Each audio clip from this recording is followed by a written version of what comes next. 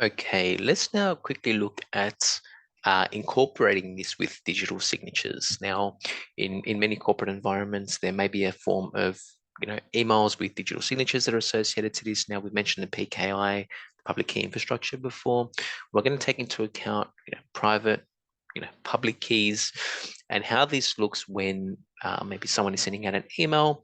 What does that process look like with digital signatures, right? And it's a form of validating again the integrity of that email. Is it authentic? We're going to use digital certificates and obviously the public and private keys as well via the PKI, just to sort of showcase how the email goes through in transit. So I'm going to change color here just to make things a little bit clearer. Use fancy green. So the very first form of the message is, let's say Jimbo over here goes out and he's writing now an email. So the very first step of the message is obviously the plain text email. So step one is, we've got the email here. So the cat jumps the fence. Step two is we're going to run that. As you guys have seen, we'll run through that mathematical algorithm, the hash, whatever hashing algorithm either the organization or we're going to be using.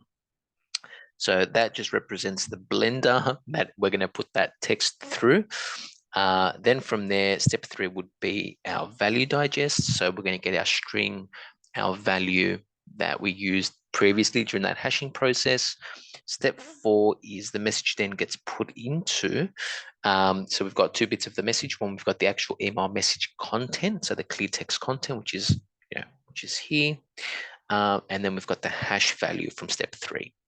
Then what's going to happen next is Jimbo will go away. He will sign that email off with his private key, and then the email is finally, obviously the message now is encrypted. And obviously you cannot see the content of that message. So I'm going to leave the green on the screen because I'd also like to go in the reverse function now to sort of show you what it's like when Jimbo, now this is Jimbo sending the email. And now we're going to talk about in a different color what it looks like when he receives an email.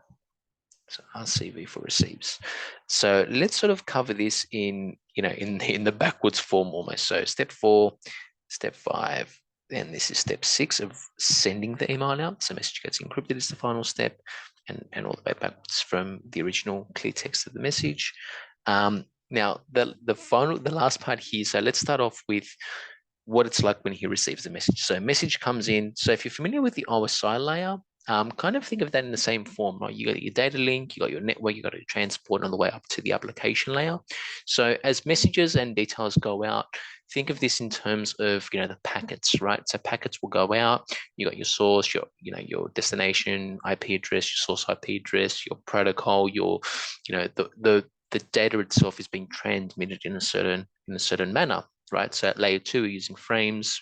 Once the frames are obviously with the switches, and then you've got your packets for your layer three segments, and then obviously you got your application stack at the for 5+ layer. So think of this in similar terms as the data starts to sort of traverse, what sort of happens. So let's work backwards from now. So as now the receiver receives this email, what happens? So the first part is obviously, message is encrypted is the first step. So we get this message encrypted.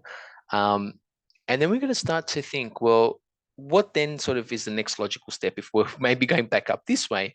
We've got the private key from Jimbo. So the next maybe logical step would be, let's decrypt the message with the sender's public key. Right, so we're obviously not going to have Jimbo's private key. We're going to use that with his public key. So that's sounds about right. Step three would be what? We would probably be able to start to see that message of some sort. Obviously, then we would be able to sort of see the message, obviously read the message and the contents. But then how do we know that that message hasn't been altered? As you guys have seen in the previous videos, if we do alter the message, alter by even one space, obviously the whole hash then changes as well. So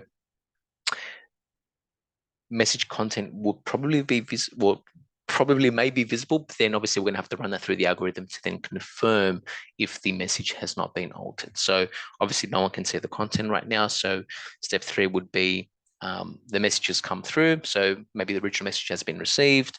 And now we're going to run that through the actual value hash. So that's our step 4.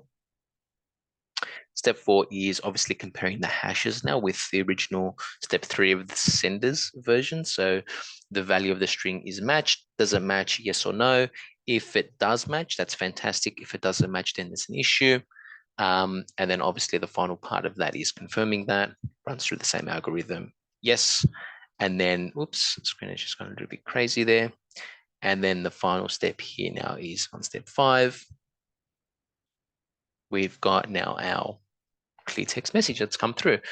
So you can start to see that it is a very similar sort of process as we're sending out the data opposed to receiving it. Same sort of process as, where we're changing the private key to the public key to decrypt the message. We're going to verify the hashing, the message content is still there. We're going to run it through the algorithm, confirm the algorithm that's been used, obviously confirm the state of the string values. And then the final step is the message displayed in clear text to say, yes, here's the original form of that message. I hope you guys enjoyed this video. Let me know what you think in the comments, and I'll see you guys very soon.